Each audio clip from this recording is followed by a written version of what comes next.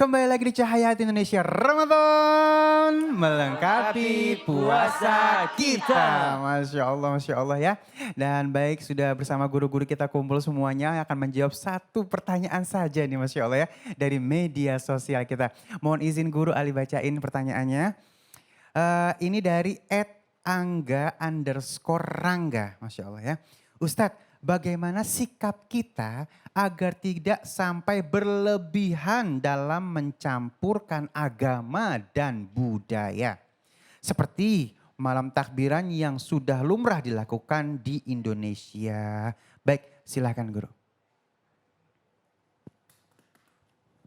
Terima kasih Bang Ali dan netizen berarti ya. Iya, netizen. Bismillahirrahmanirrahim. Bagaimana supaya kita beragama tidak berlebihan? Sebetulnya Bang Ali dan saudaraku Cahaya Hati Mati Allah bahwa kita coba ingat sebagai pribadi muslim, kita tanya, para sahabat pernah bertanya kepada Rasulullah, ya Rasulullah siapa sih seorang muslim itu yang sudah ditempa oleh puasa, ditempa oleh tahajud, ditempa oleh taraweh, maka dia akan to be muslim. Nah siapa muslim itu? Nanti akan ketahuan berlebihkah atau siratal mustaqimkah atau penengah. Kata Nabi, seorang muslim sejati yang sudah ditempa oleh puasa itu adalah man salima min lisanihi wa yadihi. Orang yang mampu menyelamatkan lidahnya sehingga tidak bisa tidak mengganggu orang dan mampu menyelamatkan tangannya sehingga tidak melukai orang. Jadi lidah kita jangan sampai berkata hoax keluar sehingga melukai orang. Tangan kita memposting sesuatu, berita yang hoax, menyakiti pembaca. Itu bukan seorang muslim, itu berlebih.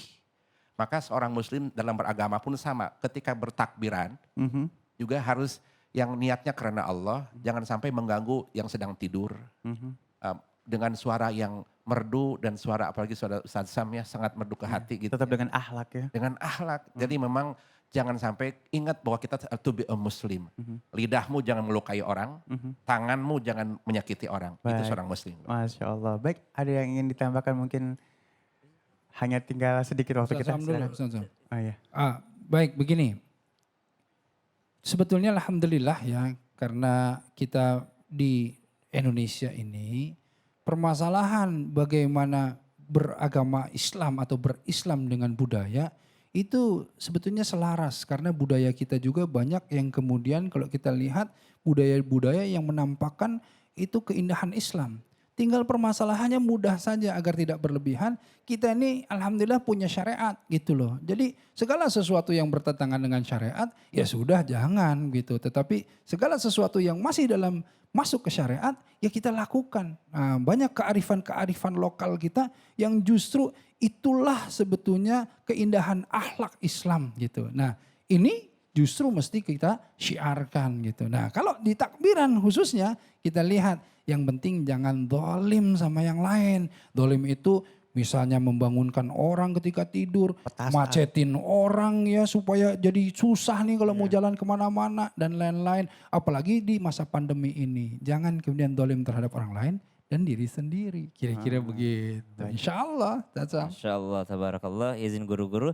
Maka pertahankan yang baik. Jikalau budaya tersebut adalah sesuatu yang baik, maka Islam tidak pernah menghapusnya.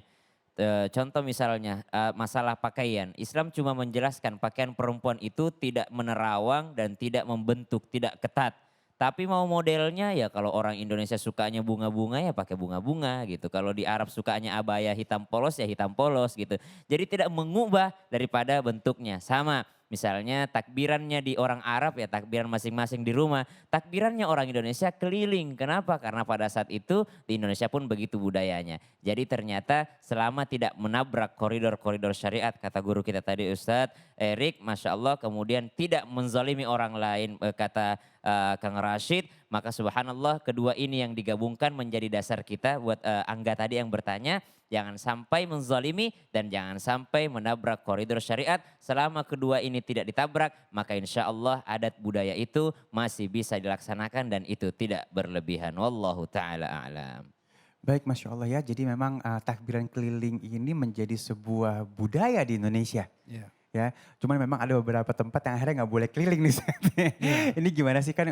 Kadang-kadang, ayo dong, cuma malam takbiran aja kok. Kita nggak boleh lewat sini, lewat sana gitu. Pandemi. Oh pandemi ya.